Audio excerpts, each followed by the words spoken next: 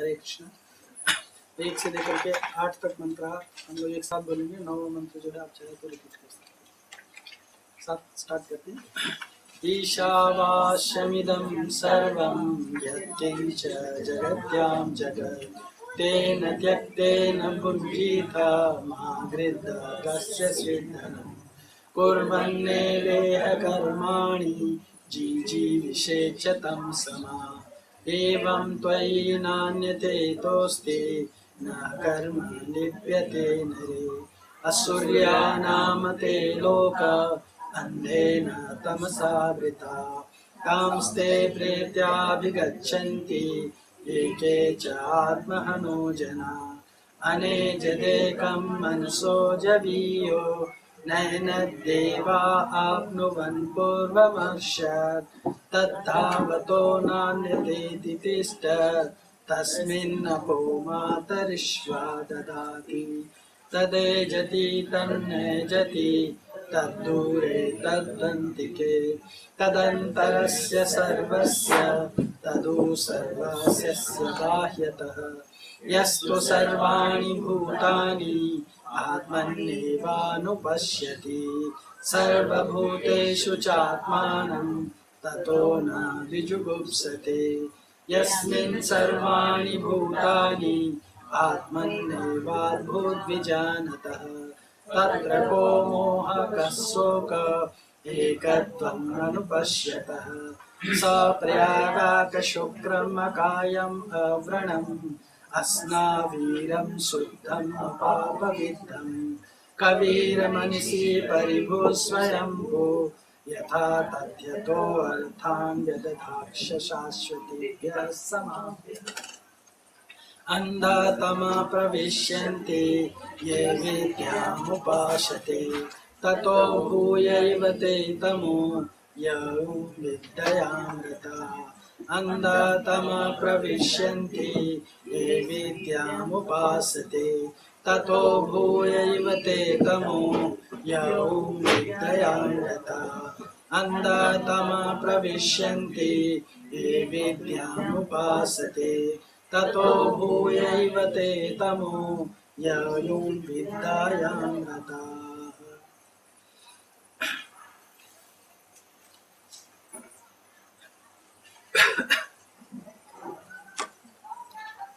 अनुवाद। जो लोग अविद्यापूर्ण कार्यकलापों के अनुशीलन में लगे हुए हैं वे अज्ञान के गहनतम क्षेत्र में प्रवेश करेंगे। इनसे भी निकृष्ट वे हैं जो तथाकथित ज्ञान के अनुशीलन में लगे हुए हैं।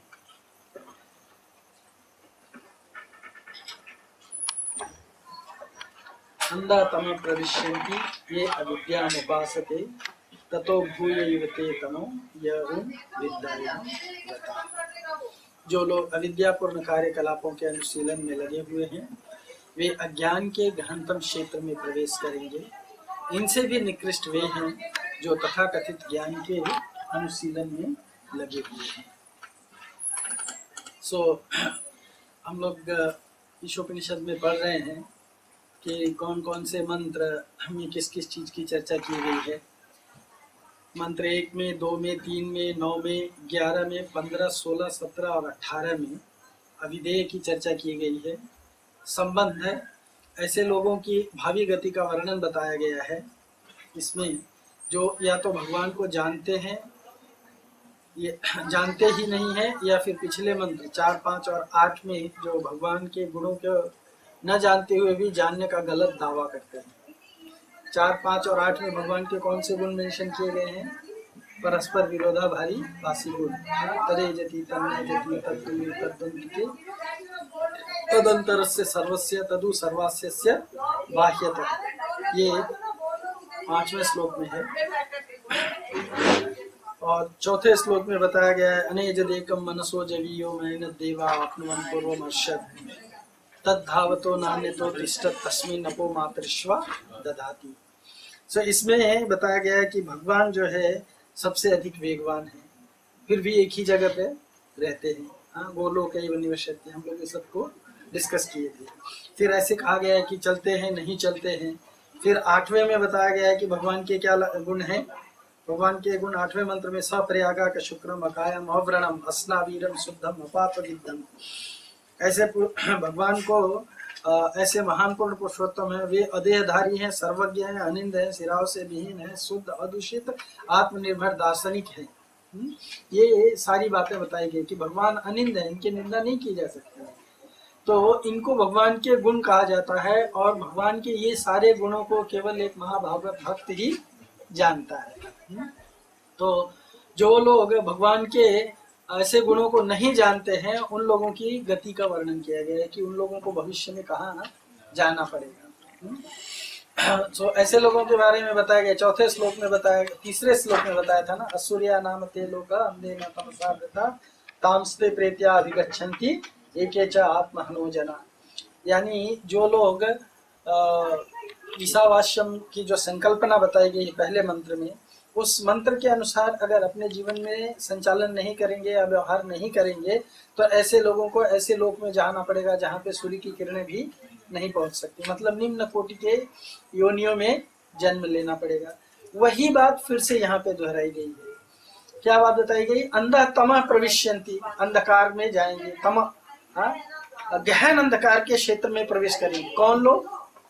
ये अविद्याम उपासते, जो अविद्या की उपासना करते हैं। अब ये समझना है कि अविद्या क्या है, और उससे भी गहन अंधकार में वो लोग जाएंगे जो सो कॉल्ड विद्या की उपासना करते हैं।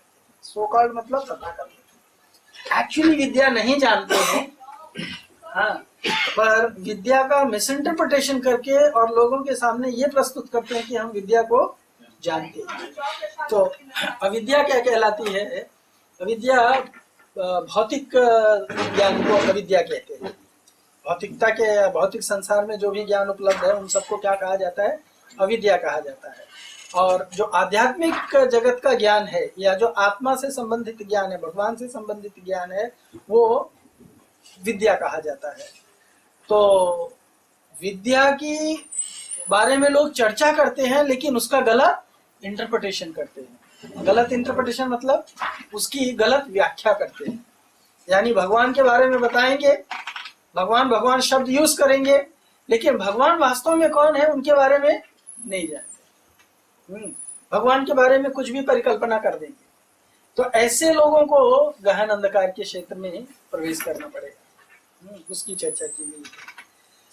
वर्णित भगवान के गुणों को न जानते हुए जानने का गलत दावा करते हैं। और मंत्र 9 और 11 में ज्ञान और अज्ञान को विकसित करने और उसके परिणाम की चर्चा की गई है। तो इसमें बताया गया है, और 11वें श्लोक में भी हम लोग इसी को ऑलमोस्ट चर्चा करेंगे। सार क्या है इसका? ये टोटल इसका डिस्कशन जो है आज का मंत्र का, तो इसका सार है अज्ञानी और सांसारिक लोगों से भी निकृष्ट वे लोग हैं। हाँ, मतलब जो लोग अज्ञानी हैं और जो सांसारिक लोग हैं उनसे भी बहुत ही निकृष्ट गुण के कौन लोग हैं? धर्मध्वजी लोग हैं। कौन लोग हैं? जो धर्म का ध्वजा लेकर के चलते हैं लेकिन धर्म का ABCD भी नहीं जानते, और लोगों को अध्यात्म के नाम पे दिग्भ्रमित करते, दिशा भ्रम करते रहते हैं, वो केवल अपने फायदे के लिए। तो ऐसे धर्मध्वजी लोग कौन है, इनके बारे में भी हम जानेंगे। पहले पैराग्राफ में डिस्कस किया गया है कि अविद्या या अज्ञान के कारण सांसारिक कार्य व्यापार में लगे लोग ज्ञान के अंधकार के क्षेत्र में प्रवेश करेंगे। क्यों? क्योंकि वो लोग भगवान को नहीं जानते हैं। परंतु जो लोग ज्ञान या अविद्या के अनुशीलन में लगे हुए हैं वे उनसे भी निकृष्ट हैं और उनकी गति उनसे भी दयनीय होगी। ये फोटो देख करके आपको मालूम पड़ जाएगा, चाहे जो भी है। हाँ, मैं तो किसी व्यक्ति का नाम नहीं लिया, लेकिन इसमें आप देख सकते हैं कि धर्म के नाम पे कर्मकांड में लगा रहे हैं लोगों को। हाँ, और वहां पे धर्म के नाम पे अपना पॉलिटिकल एजेंडा सिद्ध करने की कोशिश की जा रही है। हाँ, ऐसे लोग जो है धर्म का पल्लू पकड़ के रखते हैं, पर धर्म वास्तव में क्या है उसके बारे में नहीं जानते। अभी जितने भी ये इस तरह के धर्मध्वजी लोग हैं, धर्मध्वजी को एक्चुअली असत संग कहा गया है। हम लोग ईशोपनिषद उपदेशामृत में डिस्कस करेंगे। असत संग त्याग, जो संग त्यागात सतो वृत्ते है ना। हाँ, तो संग त्याग की जो बात की गई है उसमें 7 प्रकार के सांसारिक संग हैं। और उसमें से एक सांसारिक संघ यानी ये भौतिक जगत का जो संघ है, यहाँ के लोगों का जो संघ लिया जाता है उसको भौतिक जगत का संघ कहा जाता है। तो ऐसे संघ उनको भी कहा जाता है जो धर्मध्वजी लोग होते हैं। और धर्मध्वजी कितने प्रकार के होते हैं वो मैं उस समय आपको बताऊंगा। धर्मध्वजी भी 4-5 प्रकार के होते हैं, समझ में आया ना। धर्मध्वजी भी जो है वो 4-5 प्रकार के होते हैं। तो ऐसे जब तक धर्मध्वजी लोगों को हम अच्छी तरह से नहीं समझेंगे तो उनके झांसे में हम निश्चित रूप से आएंगे। क्यों? क्योंकि जीवात्मा जो है वो भगवान का अंश होने के कारण वो स्वाभाविक है कि भगवान की ओर आकर्षित होगा, है ना। पर भौतिक जगत में आ जाने के कारण, अज्ञान को ओढ़ लेने के कारण वो भगवान के बारे में अच्छी तरह से नहीं जानता, है ना। जैसे आयरन फाइल है, आयरन फाइल समझते हैं ना, लोहे का जो बुरादा बोलते हैं ना, घसा हुआ टुकड़ा, लोहा काटते हैं तो देखो घस उसका जो डस्ट निकलता है ना, उसको बोलते हैं आयरन फाइल्स। तो लोहे के अंदर स्वाभाविक गुण होता है कि वो चुंबक की ओर आकर्षित होगा, है ना। लेकिन अगर उसके ऊपर जंग लग जाती है तो भी उसके अंदर लोहे की ओर, चुंबक की ओर आकर्षित होने की शक्ति रहती है, पर वो शक्ति क्षीण हो जाती है, वो स्वभाव जो है उसका क्षीण हो जाता है। ऐसा नहीं है कि लोहे का जो जंग लगा हुआ बुरादा है उसके ऊपर अगर आप मैग्नेट लेकर के जाओगे या चुंबक लेकर के जाओगे तो कुछ नहीं चिपकेंगे, चिपकेंगे, कुछ ना कुछ उसमें हलचल होगी। क्यों? क्योंकि उसके अंदर वो स्वभाव है। लेकिन चूंकि जंग लगा हुआ है उसके ऊपर, वो इसलिए वो पूरी तरह से आकर्षित नहीं होगा। इसीलिए भौतिक जगत में जितने भी जीवात्माएं आ गए हैं, उन जीवात्माओं के अंदर चूंकि भगवान का अंश है, इसलिए उनमें भगवान के प्रति आकर्षित होने की स्वभाव है। पर अज्ञान के कारण, अज्ञानेन आवृतम ज्ञानम तेन मुह्यन्ति जन्तवः, अज्ञान के कारण, वो भ्रमित हो जाने के कारण वो समझ नहीं पाते हैं कि वास्तव में भगवान कौन है। और इस तरह से भगवान को न जानने के कारण उनकी स्थिति क्या होगी, यहाँ पे देखिए ये बताया गया। मैं इंग्लिश में दिखा रहा हूँ आपको।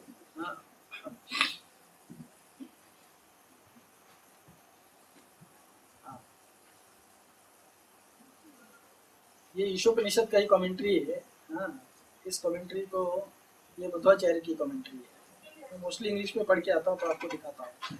तो इसमें ये बता रहे हैं कि कुर्म पुराण से लिया गया है। इसमें बता रहे हैं कि without doubt the worshipper of deities other than Vishnu go to the blinding darkness.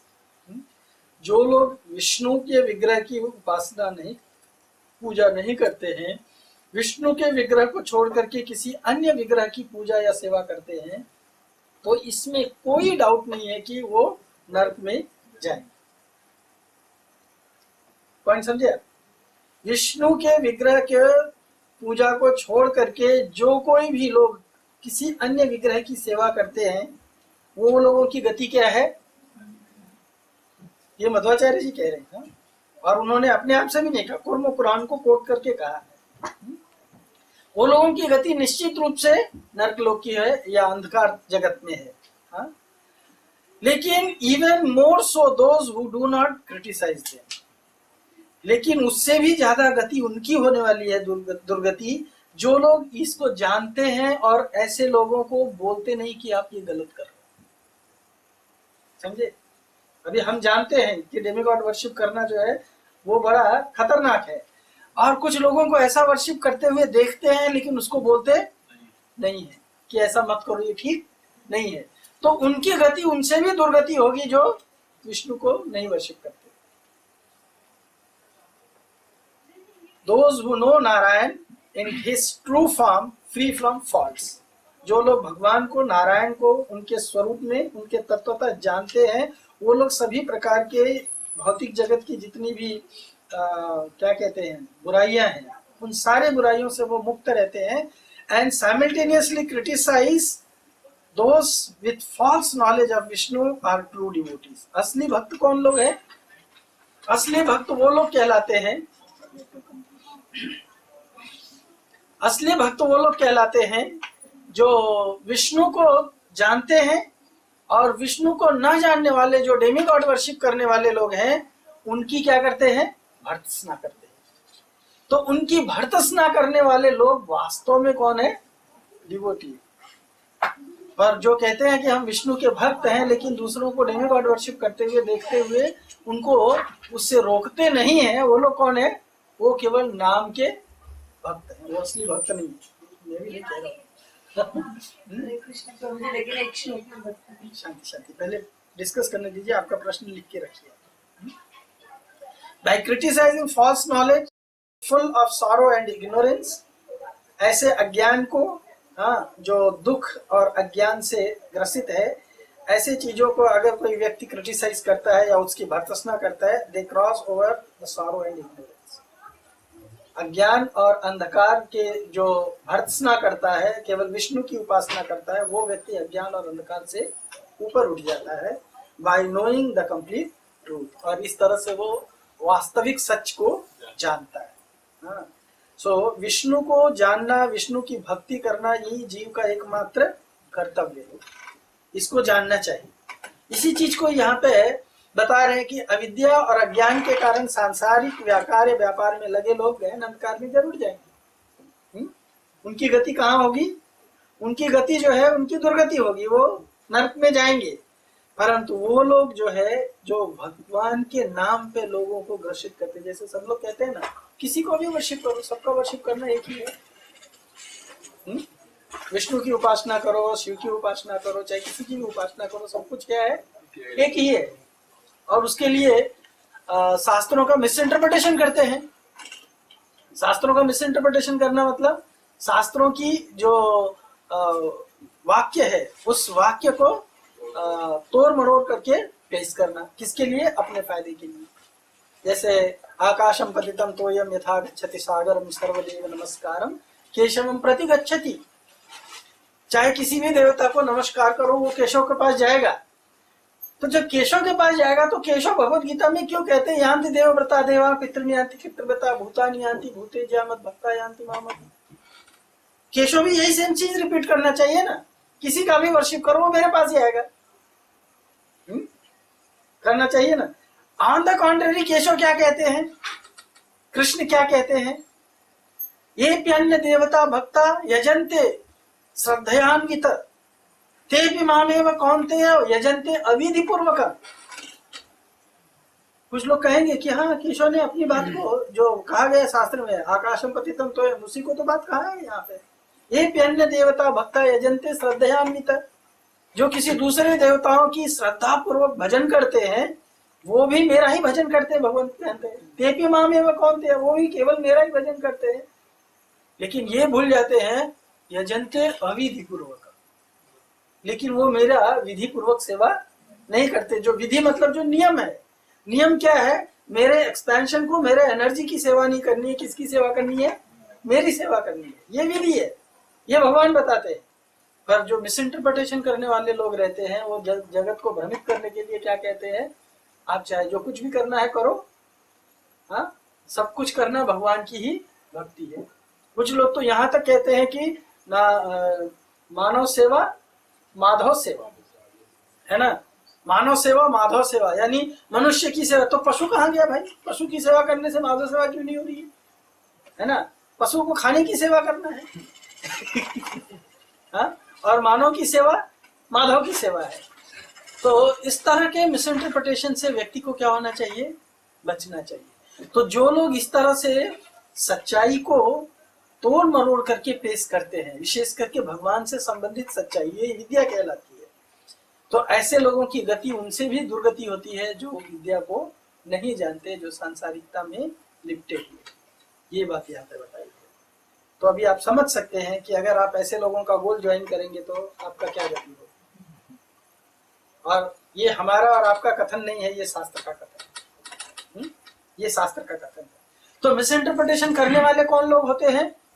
Miss interpretation करने वाले लोग जो हैं उनको धर्मध्वजी कहा जाता है। इनसे भी निकृष्ट और उनकी गति और भी दयनीय होती है, इसलिए ऐसे इसमें नहीं लगा रहना चाहिए। इसमें प्रभुपाद जी लिखते हैं अविद्या खतरनाक है, परंतु भ्रमित ज्ञान इससे भी निकृष्ट है। हाँ, भ्रमित ज्ञान जो है खतरनाक से भी खतरनाक है। इसका प्रमाण वर्तमान समाज है, जिनका कितना तनाव है। हम एग्जाम्पल देख सकते हैं। अभी जैसे कुछ आतंकवादी लोगों को ट्रेनिंग देने वाले कुछ संस्थाएं हैं, है ना, वो आतंकवादियों को ट्रेनिंग किस बिला पे देते हैं? उनको आतंकवादियों को कहते हैं कि जाओ और ये लोग जो है ये काफिर लोग हैं, इनको मार डालो। हाँ, मारो और मार करके तुमको अल्लाह बहुत खुश होंगे। है ना, अल्लाह क्या होंगे? बहुत खुश होंगे, भगवान बहुत खुश होंगे और तुमको क्या देंगे? जन्नत देंगे, स्वर्ग देंगे। स्वर्ग में क्या मिलेगा तुमको एंजॉय करने के लिए? हूर, है ना, अप्सराएं मिलेंगी एंजॉय करने के लिए, सोम रस का पान करने को मिलेगा। तो ये मूर्ख लोग सिर्फ अप्सराओं के भोग के लिए, सोम रस का पान करने के लिए, एक तुच्छ सुख की प्राप्ति के लिए ये समझते नहीं है कि मुझसे क्या करवाया जा रहा है। जैसे किसी व्यक्ति को एक बोतल दारू पिला दो और बोलो जाओ सामने वाले का मर्डर कर दो, तो ऐसे बहुत सारे लोग हैं करते हैं। सिर्फ एक बोतल दारू पीने के लिए किसी का मर्डर कर सकते हैं वो लोग, है ना। तो एक्चुअली मर्डर करने वाला तो अज्ञानी है, पर मर्डर करवाने वाला तो सजा सबसे ज्यादा किसको होनी चाहिए? इसीलिए कॉन्स्पिरेटर को ज्यादा सजा है, जबकि वो जो करने वाला है उसको कम है। वो तो जाएगा ही जेल में, हाँ, लेकिन उससे भी निकृष्ट कौन है? वो जो करवाता है। तो इस तरह से धर्म का मिस इंटरप्रिटेशन करना। इस्लाम का अर्थ है अमन चैन। अमन चैन मतलब चारों तरफ शांति और सुख का वातावरण फैलाना। ये बंदूक की गोली से सुख का वातावरण फैलता है, किसी की हत्या करने से सुख का वातावरण फैलता है। जिनको आप मार रहे हो इस तरह से इंडिस्क्रिमिनेट किया, वो लोग आतताई है, वो समाज के लिए कंटक है। स्त्री, बच्चे, बूढ़े स्टेशन पे जो घूम रहे हैं, हाँ? आपके हाथ में एक बंदूक दे दिया गया, उस बंदूक को लेकर के आप सबको तान तान करके मार रहे हो। आतताई वास्तव में कौन हुआ? जिनको मारा जा रहा है वो आतताई है, या जो मार रहा है वो आतताई है? तो आप कौन सा अमन चैन कायम कर रहे हो? जनता के अंदर दहशत फैलाना, ये किस तरह का अमन चैन है? हा? पर वो मूर्ख लोगों को ये अकल नहीं है कि उनको कोई यूज कर रहा है। वो दूसरे के हाथ की कठपुतली बन जाते हैं। किसके लिए? सिर्फ तुच्छ स्वार्थ के लिए। केवल दूसरों के हाथ, दूसरों का जान लेने के लिए तैयार नहीं रहते, अपने शरीर में भी बम बांध करके अपने को भी उड़ाने के लिए तैयार रहते, मरने के लिए तैयार रहते हैं। वो ये नहीं जानते हैं कि मरना, आत्महत्या करना, नरक क्या मार्ग, ये सबसे बड़ा पाप कर्म है। तो अपनी भी हत्या करने को तैयार रहते हैं। उनकी बुद्धि देखो कहां पे है। पर उनको भ्रमित कौन किया है? कुछ लोगों ने अपने तुच्छ स्वार्थ के लिए। पर ये मूर्ख लोग नहीं जानते। यही बात यहाँ पर बताया गया है। अविद्या खतरनाक है। वो अगर व्यक्ति को विद्या होती, उसको नॉलेज होता कि ये मुझे क्या करने के लिए कह रहा है, तो वो कभी भी उस चीज को करने के लिए तैयार नहीं होता। उसके परिणाम को अगर जानता कि मैं जो कर रहा हूं उससे मुझे क्या मिलने वाला है, वो तो उस मूर्ख की बात सुन रहा है जो उसको बता रहा है कि ऐसा करोगे तो तुमको जन्नत मिलेगा, है ना। उसकी बात मान करके वो क्या कर रहा है? दूसरे की हत्या करने के लिए प्रस्तुत हो रहा है। तो वो मूर्ख है। इसीलिए उसका जो ज्ञान है वो खतरनाक है। लेकिन उससे भी खतरनाक ज्ञान किसका है? जो उसको ये कार्य करवा रहा है। अभी इराक, यहाँ पे कुछ लड़ाई चल रही, सीरिया इराक वगैरह में, हाँ, है ना।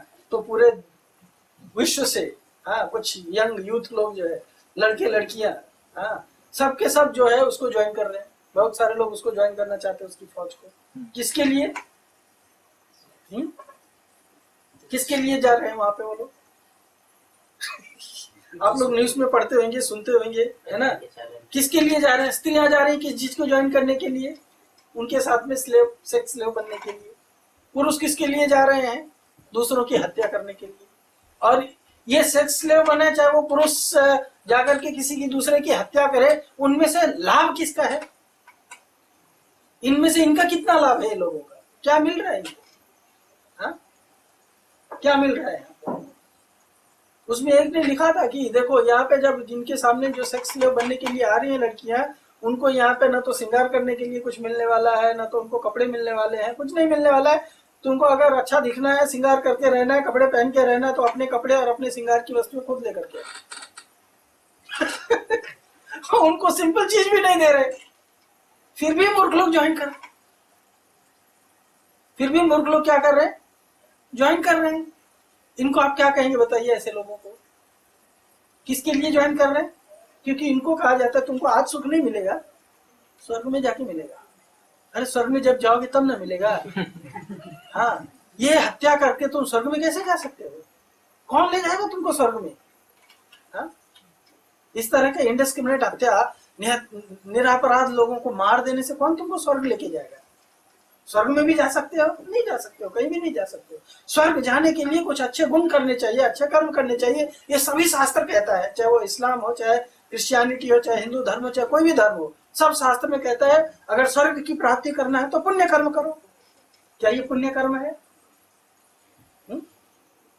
सो यही वर्तमान समाज दिखा रहा है कि हम लोग कितने दिग्भ्रमित हैं, और दिग्भ्रमित होने के साथ साथ हमको दिग्भ्रमित करने वालों की भी संख्या कम नहीं है।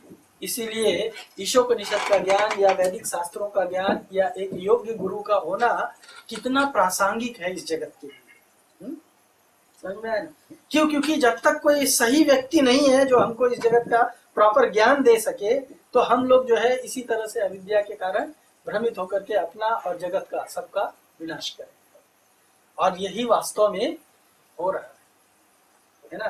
धर्म जो है वो सुख लेने वाला होना चाहिए, सुख लाने वाला होना चाहिए, आत्मा की संतुष्टि के लिए होता है। यह आत्मा सुप्रसिद्धति कहा गया है ना? जब धर्म का आचरण करता है आत्मा तो पूरी तरह से संतुष्ट होता है।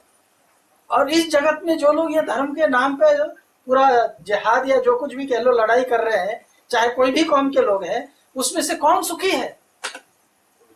कौन सुखी है? वो खुद भी दुखी है और दूसरों को भी दुख के सागर में डुबा रहे हैं। ये इसलिए समझना है, कला, संचार, सूचना प्रसारण, स्वास्थ्य, तकनीकी व्यवस्था, शिक्षा, ज्ञान, विज्ञान और सर्वांगीण सफलता के बावजूद भी मानव समाज किसी विशेष ज्ञान के अभाव में असंतुष्ट है। आज हमारे पास में कलाकारों की कमी नहीं है, बड़े बड़े इंजीनियर हैं, बड़े बड़े मैनेजर्स हैं, बड़े बड़े परफॉर्मर्स हैं, है ना? संचार, कम्युनिकेशन, हम लोग एक दिन सोच रहे थे यहाँ बैठे बैठे हम लोग 5 सेकेंड के अंदर अमेरिका को कनेक्ट करके बात कर सकते हैं। वहां पे अपने किसी दोस्त के साथ में एक ब्रह्मचारी गए हैं, हाँ, तो हम लोग यहाँ से हमारे मोबाइल के द्वारा यहाँ का फोटो उनको दिखा रहे हैं और वो लोग कैमरा लेकर के पूरा मंदिर का फोटो हमको जो लैपटॉप में दिखा रहे हैं। समझ में आया ना? वो हमको दिखा रहे हैं लैपटॉप में डायरेक्ट, देखो मैं यहाँ हूँ, ये हूँ, इसके चेहरे पे कैमरा मार के दिखा रहे, देखो ये चैतन्य आनंद। हाँ, तो कितना फास्ट कम्युनिकेशन हो गया है, कितना फास्ट कम्युनिकेशन हो गया है। सूचना प्रसारण 1 सेकेंड में टीवी के माध्यम से, रेडियो के माध्यम से, एफएम के माध्यम से इंफॉर्मेशन जो है कहां से कहां नहीं पहुंच जाता। पहले लोगों की इंतजार करते थे कि कब चिट्ठी आएगा, अभी सिर्फ 4 नंबर डायल करें और फट करके बात कर सकते, मम्मी कैसी है, पापा कैसे है ना? सबसे बात कर सकते, कहीं भी बात कर सकते हैं वर्ल्ड में। स्वास्थ्य, कितने हॉस्पिटल खुल गए हैं, हाँ, समझ में आया ना? आजकल तो मेडिकल साइंस इतना ज्यादा डेवलप कर चुका है कि गर्भ के अंदर शिशु है, उसके भी मस्तिष्क में ब्रेन ट्यूमर है, उसको भी जान करके और गर्भ में ही उसका ऑपरेशन करके ठीक कर सकते हैं। पहले ऐसा कभी हुआ है? हाँ? आजकल मेडिकल साइंस इतना ज्यादा एडवांस हो चुका है कि गर्भ के अंदर, शिशु के अंदर क्या बीमारी है उसको देख करके उसको गर्भ में ही पैदा होने से पहले ही उसका ट्रीटमेंट हो गया। इतना साइंस जो है वो डेवलप कर चुका है। तकनीकी, टेक्नोलॉजी, चांद पे चले जा रहे हैं, लोग बोलते हैं हम चांद पे जा रहे हैं, मंगल पे जा रहे हैं, है ना? कितने फास्ट टेक्नोलॉजी चली है डेवलप। अभी हमारे मोदी जी भी जो है वो सुपर फास्ट ट्रेन चला रहे हैं, बुलेट ट्रेन जिसको बोलते हैं, जापान से इन्वाइट कर रहे हैं, जापान से इंपोर्ट कर रहे हैं।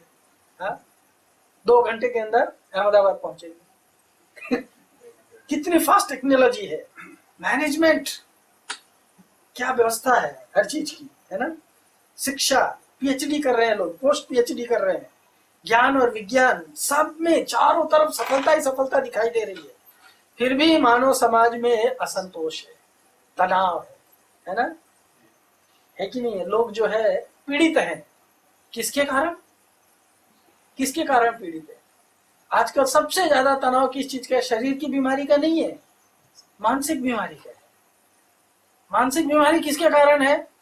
बहुत सारी व्यवस्था है, सब कुछ है, लेकिन मानसिक बीमारी किसके कारण है? एक दूसरे के साथ संबंध ठीक ठाक नहीं, एक दूसरे के साथ संबंध ठीक ठाक नहीं है। बिल गेट्स, हाँ नाम सुना होगा आप लोगों ने, वर्ल्ड का रिचेस्ट पर्सन, समझ में है ना? उसकी पत्नी उसके साथ संतुष्ट नहीं है, उसको छोड़ के चली। किससे संतुष्ट हो गया बताओ?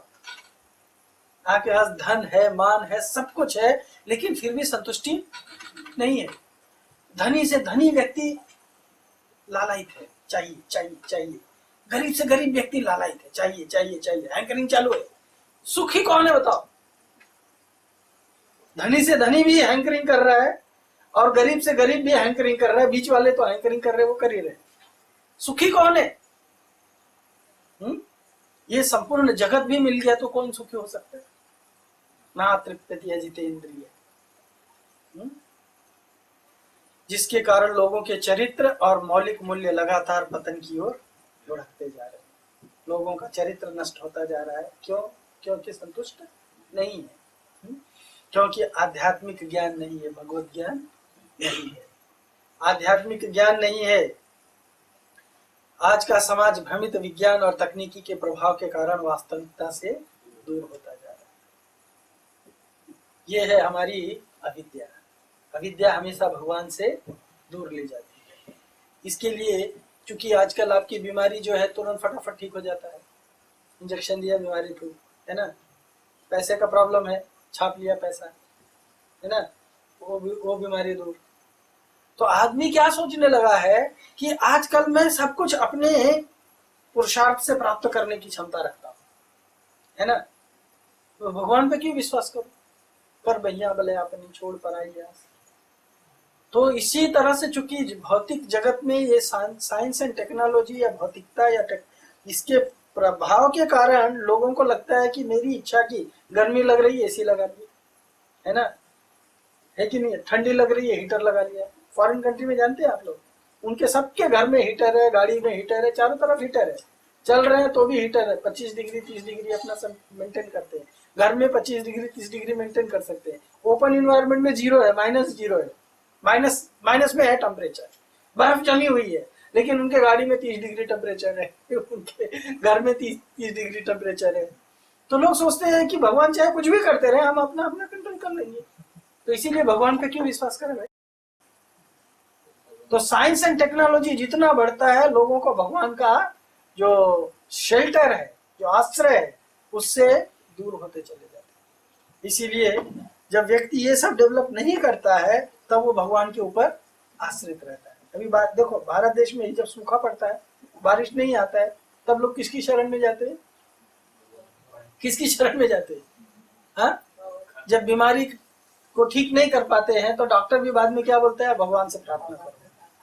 लेकिन अगर वो जब तक ठीक कर लेता तब तक बोलता है क्या भगवान से प्रार्थना करो? तब वो कहता है मेरी प्रार्थना करो, मुझे चढ़ावा ला कर दे, मेरे लिए पैसा ला कर दे दो, है ना। पर जब देखता है कि मैं कुछ नहीं कर पाऊंगा तब वो बोल देता है भाई अब आप भगवान की प्रार्थना। तो जब हम खुद से कुछ कर पाने की शक्ति रखते हैं तब भगवान से संबंधित होते हैं। तो ये हमारे आजकल के ज्ञान विज्ञान और सूचना और प्रसारण और तकनीकी का ये प्रभाव है। इससे बचने के लिए चाहिए, ये अविद्या, ये खतरनाक है। पहले मंत्र में वास्तविक ज्ञान के सार को प्रस्तुत किया गया है। वास्तविक ज्ञान क्या है? ईशावास्यम इदं सर्वम्, यहाँ पे सब कुछ भगवान का है, कि प्रत्येक वस्तु भगवान प्रत्येक वस्तु के स्वामी हैं और नियंत्रक हैं। इस ज्ञान की अनभिज्ञता ही अविद्या है। यही ज्ञान जब नहीं है, यही क्या है हमारे लिए? अविद्या है। कम शिक्षित समाज अविद्या में अधिक शिक्षित समाज से कहीं ज्यादा ठीक है। जो लोग ज्यादा पढ़े लिखे नहीं है वो लोग भगवान पे भरोसा रखते हैं, विश्वास रखते हैं, लेकिन जो ज्यादा पढ़े लिखे हो जाते हैं वो लोग भगवान के ऊपर विश्वास नहीं रखते हैं। विस्फोटक या आणविक बम का आविष्कार इत्यादि, समझ में आया ना? ये विस्फोटक और आणविक बम किसने बनाया है? शिक्षित लोगों ने बनाया कि अशिक्षित लोगों ने बनाया? आपने बनाया? किसने बनाया है? साइंटिस्ट लोगों ने बनाया है। किसने बनाया? साइंटिस्ट लोग। साइंटिस्ट कौन है? पीएचडी लोग है ना। ज्ञान विज्ञान में, भौतिक ज्ञान विज्ञान में बढ़े चढ़े लोग हैं वो लोग, पर उन लोगों ने क्या निर्माण किया है? एक ऐसा वस्तु निर्माण किया है जिसको एक चिंगारी लगा दिया तो क्या कर सकता है? विनाश लीला कर सकता है। और प्रमाण क्या है? हिरोशिमा और नागासाकी। ये तो बहुत साल पहले की बात है, 30-40 साल हो गए उसको, 50 साल हो गए, है ना? उस समय इतना बम डेवलप भी नहीं हुआ था जितना आज का है। जितना आज साइंस एंड टेक्नोलॉजी डेवलप है उस समय नहीं हुआ था। पर एक बम ने ये 2 शहर को पूरी तरह से बर्बाद कर दिया। कहते हैं कि उसमें केवल एक ठूठा पेड़ बचा हुआ था, वो भी काला काला दिख रहा था, आधा जला। पूरे दोनों शहर में इतना चहल पहल थी, वो सब कुछ क्या हो गया था? जल करके भस्म हो गया था। केवल एक ठूठा पेड़ दिख रहा था, वो भी जला हुआ पेड़ था, उसके खाली ट्रंक थोड़ा बहुत दिख रहा था। ये हालत हो गई थी जापान एक बम गिरने से। आजकल के जितने भ्रमित लोग हैं, बटन दबा करके बैठे हैं, जस्ट बटन को छोड़ना है। समझ में आया ना? जैसे बटन छोड़ दिए वो क्या होगा? इसके पास भी बम है, इसके पास भी बम है, दोनों दबा के बैठे है ना? दोनों क्या करके बैठे हैं? एक दूसरे को तान के बैठे हैं। और जैसे बटन छूट गया या सिर फिरा हो गया वो, हाँ, किसी आतंकवादी के हाथ में पहुंच गया तो वो क्या करेंगे? उनके हाथ में एक छोटा सा गोली आ जा रहा है तो उससे लेकर के विनाश लीला क्रिएट कर देते हैं। अगर उनके हाथ में ये एटम बम आ जाए तो क्या करेंगे? सोचिए आप। तो ये एटम बम का इजाद किसने किया? जिसने एटम बम बनाया था जानते हैं? वो रो रो करके, पछता पछता करके जान छोड़ा कि मैंने ये क्या किया, ये मैं दुनिया के विनाश का सामान बना करके जा रहा हूँ। क्या कहा उसने? मैं ये दुनिया के विनाश के लिए क्रिएट किया है इसको। मेरे शिक्षा को धिक्कार है। और आजकल हम लोग वही शिक्षा प्राप्त करने की कोशिश में लगे हैं जिससे हम दूसरों का नुकसान कर सकें। आजकल के सीए, चार्टर्ड अकाउंटेंट है ना, बड़े बड़े कंसल्टेंट, ये लोग क्या सिखाते हैं लोगों को? सरकार का टैक्स कैसे चोरी करना चाहिए। जो ये करवाने में माहिर है उसके पास में हजारों लोग जाते हैं, वो बड़ा भारी बिजनेसमैन बन जाता है। शिक्षा क्या देता है वो? कैसे चोरी करनी चाहिए। डॉक्टर के पास ट्रीटमेंट करने के लिए जाते हैं, साधारण आदमी को पता भी नहीं चलता है, और डॉक्टर उसका किडनी एक निकाल करके बेच के खा लेता है। हमारा इधर एक ब्रह्मचारी है, उसके भाई को किडनी ऑपरेशन हुआ था 10 साल पहले। दोबारा किसी 10 साल के बाद में दोबारा किसी चीज को जाकर के चेकअप कराया, सोनोग्राफी कराया, तो पता चला उसमें एक किडनी नहीं। सो पता चला कि किडनी का क्या हुआ। डॉक्टर को जाकर के मिले तो बोला किडनी खराब थी, हमने निकाल दिया। और वो लोग जानते नहीं थे, उनके बेहोशी में सिग्नेचर ले लिया पेपर पे। हाँ, तो ऐसे बहुत सारा आजकल चल रहा है। समझ में आया ना? आपको बीमारी कुछ और है और आदमी उस समय बदहवाश हो जाता है, अकल नहीं रहती, काम नहीं करता है। डॉक्टर जो बोला तुरंत फटाफट साइन कर देता है। डॉक्टर किस चीज पे साइन करवा के ले रहा है ये हम देखते तक नहीं। और डॉक्टर आपका किडनी निकाल करके बेच के खा लेता है, और अगर आप कंप्लेंट भी करने जाएंगे तो क्या बोलता है? आपने साइन किया है, आपका किडनी खराब था इसलिए मैंने निकाला, मैंने तो आपकी रक्षा किया। आयुर्वेदिक मेडिसिन के नाम पे क्या बेचा जाता है? आजकल मेडिसिन के नाम पे क्या बेचा जाता है? मेडिसिन को मिलावट करके, जो भी कुछ कचरा डाल करके मेडिसिन बना दो, आयुर्वेदिक ठप्पा लगा दो, ग्रीन डॉट डाल दो और बेच दो, है ना? तो ये सब क्या चल रहा है? ये सब क्या चल रहा है बताइए? ये सब शिक्षित लोगों का कार्य, अशिक्षित लोग नहीं करते हैं।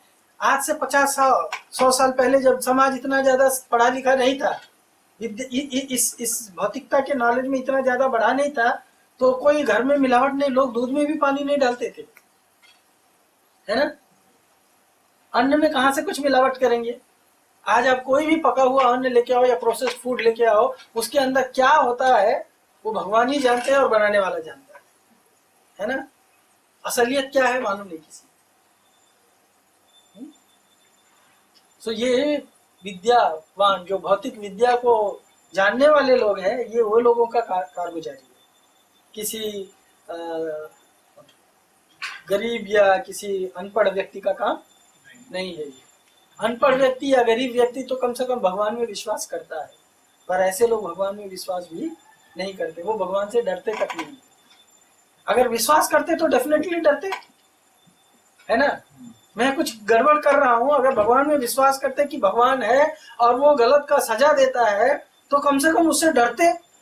लेकिन भगवान भगवान कहेंगे पर भगवान के नाम से या भगवान से बिल्कुल डरते नहीं है ना। भगवान का मंदिर बना के बैठे हैं लेकिन भगवान से डरते नहीं है, वही मंदिर में कुकर्म करते हैं। उनको क्या ये नहीं अकल है कि भगवान देख रहा है? अगर देख रहा है तो तुमको विश्वास है कि नहीं उस पर? वो तुम्हारे साथ क्या करेगा तुमको ये मालूम है? अगर ये मालूम होता तो तुम इस तरह से गलत काम कैसे कर सकते थे? इसका मतलब है कि हम ये सब चीजें किसके लिए करते हैं? केवल अपने इंद्रियों की तृप्ति के लिए। जो भी, चाहे भगवान हो चाहे कोई भी हो, सबको यूज कर लेते हैं। सो ये एक एग्जाम्पल है। पहले मंत्र में वर्णित ईशावास्यम भावना से परे समाज के बहुतेरे लोग अपने जीवन को इंद्रिय तृप्ति के कार्यों में समर्पित कर दिए हैं, और इंद्रिय तृप्ति के कार्यों में समर्पित करने के कारण ये इतने सारी चीजें जो है समाज में बढ़ती जा रही हैं। उद्योगवाद, उद्योगवाद माने इंडस्ट्रियलाइजेशन। हाँ, फॉरेस्ट को काटो, ये करो वो करो, खेती बंद करो, क्या करो, इंडस्ट्री खड़ा करो। समझ में आया ना? नट बोल्ट खाओगे तो बाजी तो लिखते हैं, क्या खाओगे? नट बोल्ट खाओगे, चना मृत, ये क्या बोलते हैं इसको, पियोगे क्या? केमिकल पियोगे? सो उद्योगवाद, आर्थिक विकास, परोपकार, राजनीतिक सक्रियतावाद। आज इतने सारे लोग राजनीति में सक्रिय क्यों हो गए? क्यों? क्योंकि उनको मालूम है it's a business without investment. समझ में आया ना? राजनीति क्या है, और फेमस होने के लिए क्या करना है? 2-4 गलत काम कर दो। हाँ, कुछ मर्डर कर दो, कुछ चोरी चमारी कर दो, कहीं पर बम फटवा दो, हाँ, और गैंग बना करके किसी के ऊपर आक्रमण कर दो, कुछ ये कर दो। 2 दिन में आप पेपर में फेमस। आपने कुछ गलत काम किया है तो हर न्यूज़पेपर में आपका छोड़ छप के आएगा। आपने कुछ अच्छा काम किया कहीं नहीं आएगा। अगर कभी कभार न्यूज़पेपर में छाप भी देंगे तो कहीं कोने में छोटा सा एक कॉलम रहेगा, है ना, जिसको कोई देखेगा तक नहीं। लेकिन आपने कुछ गलत किया, फ्रंट पेज पे आपका फोटो बड़ा सा आ जाएगा, टीवी में स्क्रीन में दिखेगा, उसके ऊपर चर्चा बैठ जाएगी। लोगों को ये बताना शुरू कर देंगे अपने अपने बुद्धिमान लोग कयास लगा करके कि उसने ये क्यों किया होगा, ऐसे किया। तो जिसको आइडिया भी नहीं रहता है गलत काम करने वाले को, उसको इनकी सुन करके आइडिया मिल जाती है, अरे हाँ इसके लिए भी इसको यूज किया जा सकता है ना, इसके लिए भी इस चीज को यूज किया जा सकता है। तो ये राजनीतिक परोपकारवाद, ये परोपकारवाद, परोपकार मतलब दूसरों की भक्ति। जैसे परोपकारवाद में इसकी बात ले लो, महिला मुक्ति वाली जो बात है, ये तो सबसे बड़ा एग्जाम्पल है। लोग जो है महिलाओं का इतना ओपनली सपोर्ट क्यों करते हैं महिलाओं को सड़क पे लाने के लिए? हाँ, क्यों? क्योंकि मालूम है महिलाएं सड़क पे आएंगी तभी उनका शोषण पॉसिबल है। महिलाएं जब घर के अंदर बंद रहेंगी तब हम उनका शोषण नहीं कर सकते। सुरक्षा कवच के अंदर रहेंगी तो शोषण नहीं कर सकते। शोषण करना है तो उनको सड़क पे लाना है। सड़क पे कैसे लाएंगे? उनका सपोर्ट करो उनको बोलो हाँ ये सब गलत करने के लिए, तो वो गलत को अच्छा बोलते हैं। इसलिए देखो आजकल न्यूज़पेपर में अगर कोई भी व्यक्ति, न्यूज मीडिया में किधर भी देखो, अगर कोई भी व्यक्ति महिलाओं को कोई शिक्षा देता है कि कपड़े ढंग से पहनो, थोड़ा बच के रहो, वो सेकेंड डे पब्लिक का शिकार बन जाता है है ना। नेक्स्ट डे वो पब्लिक का शिकार बन जाता है कि तुम महिलाओं का अपमान कर रहे हो, ऐसा कैसे कह रहे हो? अरे अच्छे कपड़े पहनने को बोलना क्या अपमान है? अपमान करना है क्या? बोलना कि तुम अपना सर ढक के ठीक से रखो, अच्छे कपड़े पहन के रखो, ये अपमान करना हो गया? सिंपल बात है। लेकिन लोग उसको सपोर्ट क्यों करते हैं? क्यों? क्योंकि वो अगर अच्छे कपड़े पहनेंगी, ढक के रहेंगी, अपने आप को छुप के रहेंगी, अपने आप को बचा करके रहेंगी, उनके अंदर कमजोरी है, शक्ति नहीं है, लड़ नहीं पाएंगी। हाँ, तो अगर हम उनको बोलेंगे नहीं कि तुम चलो तुम्हारे साथ हम हैं, नारी मुक्ति, हाँ, तो फिर उनका शोषण कैसे करेंगे? इसीलिए उनको बहका देते हैं और वो लोगों की बुद्धि कम होती है। इसके लिए वो क्या आ जाते हैं, तुरंत छोटी सी बात में बहक जाती है। थोड़ा सा उनके सौंदर्य का वर्णन कर दो, थोड़ा सा उनकी चीज का वर्णन कर दो तो बेचारी फंस जाती है। हाँ, उन लोगों की बुद्धि कम होने के कारण। सो ये सब जो है ये केवल भौतिक इंद्रिय तृप्ति के कारण है। असलियत को लोग छुपाते हैं। बुरा नहीं मानना, आप लोग को बुरा नहीं कह रहा होगा किसी को। इसके बाद में चौथे पैराग्राफ में बताते हैं कि ईश विहीन लोगों का क्या भाग्य होता है। ईश विहीन लोगों का जो भगवत गीता में बताया, नमा मदुष्कृतिनो मूढ़ा प्रपद्यन्ते नराधमा मायाया अपहृत ज्ञानम आसुरम भावम आश्रित है। ये 4 प्रकार के लोग ईश विहीन या ईश्वर विहीन, भगवान को जो नहीं मानने वाले हैं। नमाम दुष्कृतिनो, कौन लोग नहीं मानेंगे मुझे, भगवान क्या कहते हैं, जो दुष्कृति है। दुष्कृति मतलब जिनका क्रिएशन समाज के विनाश के लिए होता है। क्रिएशन मतलब रचना, जो अपने दिमाग से चाहे कोई भी शब्द निकालेंगे, मतलब अपने दिमाग से कोई विचार प्रस्तुत करेंगे, वो विचार भी समाज के लिए क्या होता है, घातक होता है। उनकी जो रचना होती है, हाँ, वो भी समाज के लिए घातक होता है। जैसे बंदूक बनाना, बम बनाना, समझ में आया ना, ये सब जो भी है वो भी क्या है, समाज के लिए विनाशकारी है। दुष्कृति कहा गया उनको। नमाम दुष्कृतिनो मूढ़ा, मूढ़ा उनको कहा जाता है चाहे जिनको कितना भी समझाओ लेकिन ठीक से समझते नहीं। तुलसीदास जी कहते हैं, मूर्ख हृदय न चेत जे गुरु मिलहि विरंचि सम। चाहे ब्रह्मा भी किसी को गुरु के रूप में मिल जाए, लेकिन जो व्यक्ति मूर्ख है उसको कभी भी चेतना जागृत नहीं होती है। मूर्ख किसको कहा जाता है,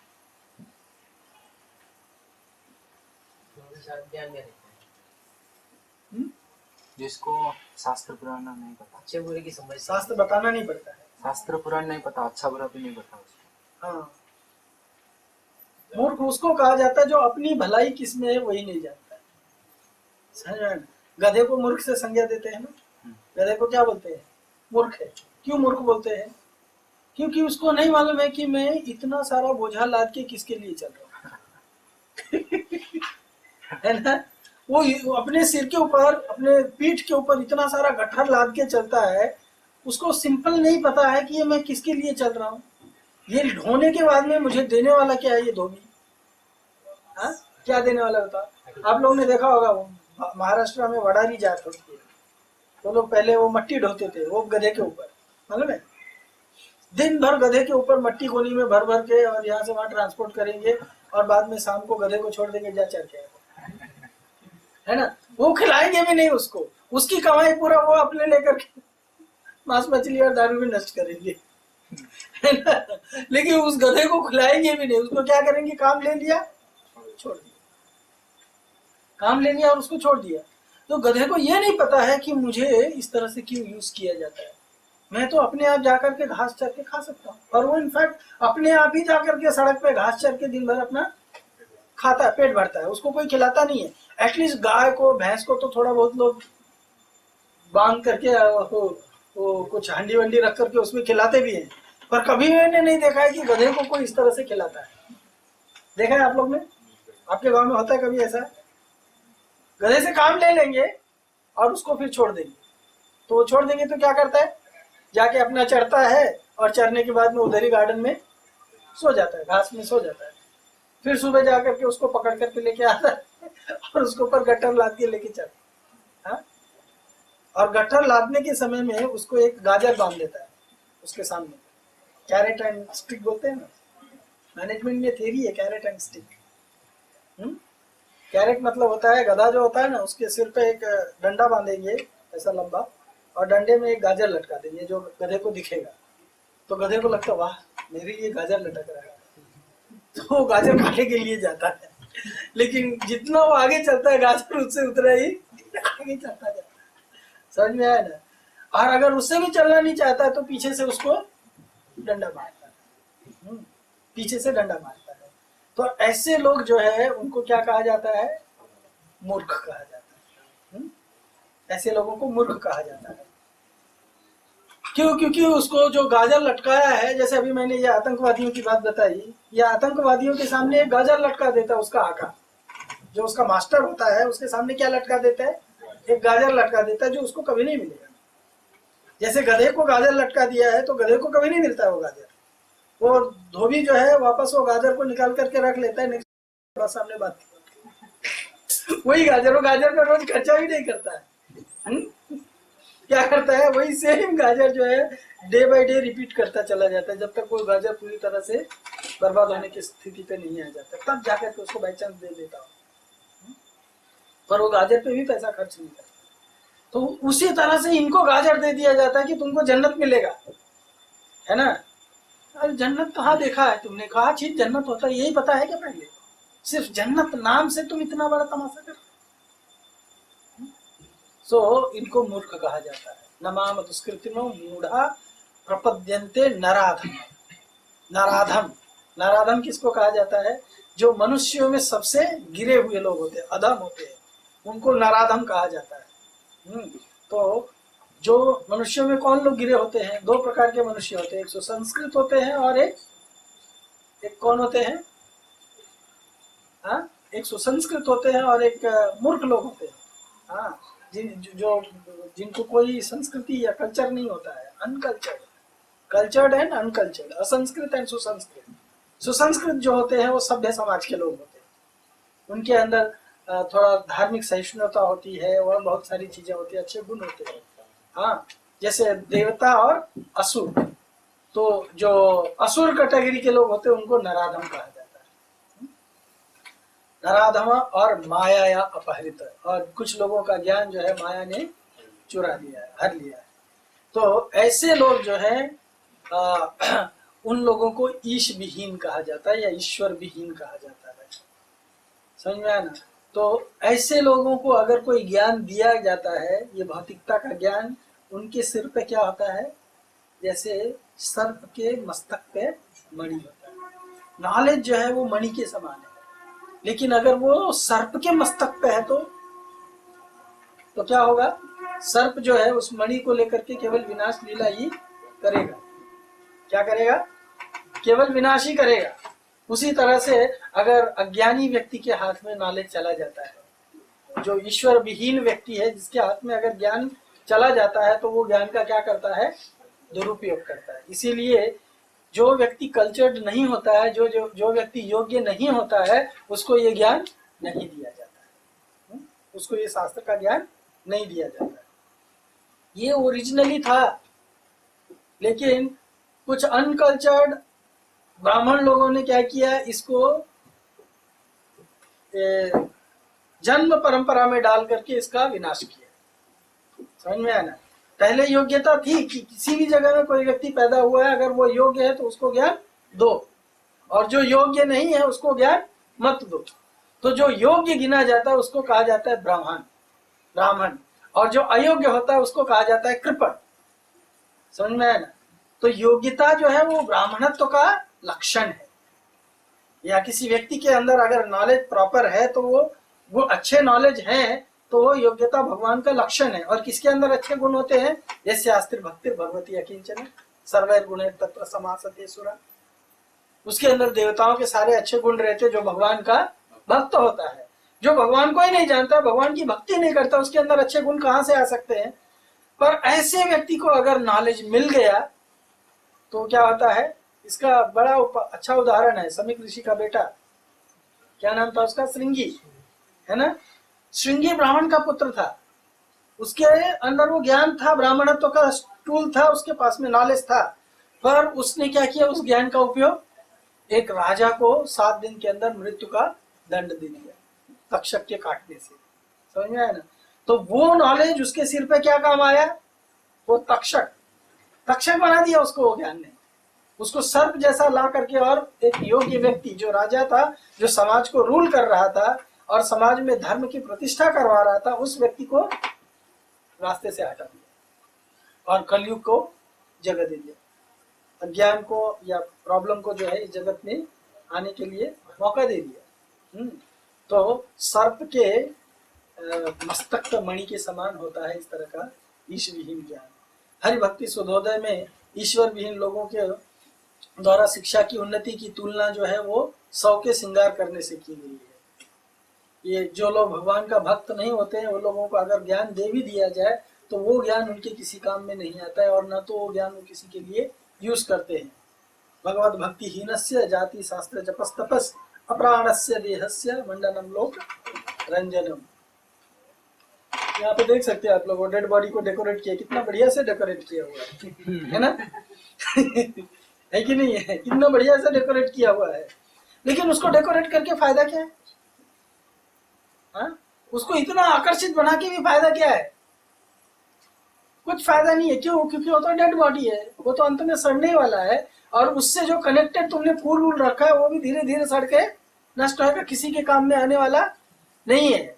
सो उसी तरह से ईश्वर विहीन भगवत भक्ति हीनस्य, जिन लोगों को भगवान की भक्ति नहीं है, चाहे वो किसी भी जाति के हो, कोई भी शास्त्र पढ़ते हो, कितना भी जप तप ध्यान इत्यादि करते हो, अप्राणस्य देहस्य अप्राणस्य देहस्य, जैसे शरीर से प्राण निकल जाए ऐसे देह के समान है वो लोग, और ये केवल रोक रंजन के लिए, दुनिया को दिखाने के लिए उनका डेकोरेशन किया गया है।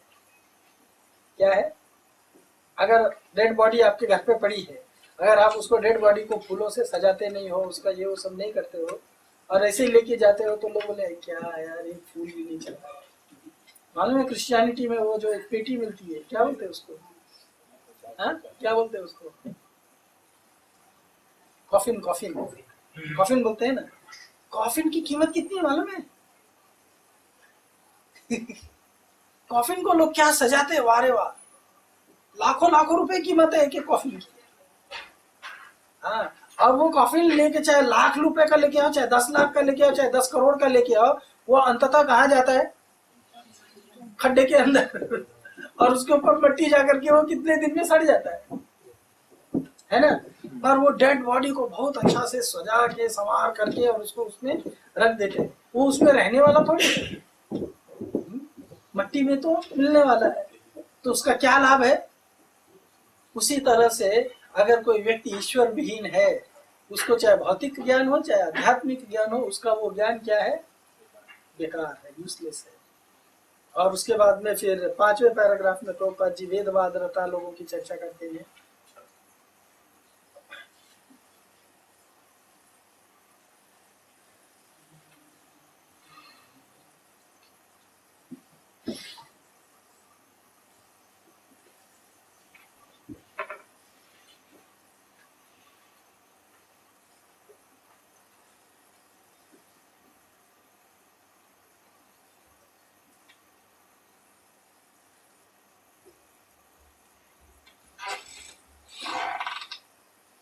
ऐसे लोगों की चर्चा करते हैं, वेदवादरता लोगों की। सो वेदवादरता कौन होते हैं? वेदवादरता पार्थ नान्य तस्तिवादिनः। ये श्लोका पढ़ा है ना आप लोगों को, बताया था मैंने। कौन बताएगा मुझे इसका क्या अर्थ है? वेदवादरता किसको कहा जाता है, बताया है मैंने। यस पंडित जी। अरे आप तो प्रचारक हैं, आपको क्लास में होने की क्या जरूरत है?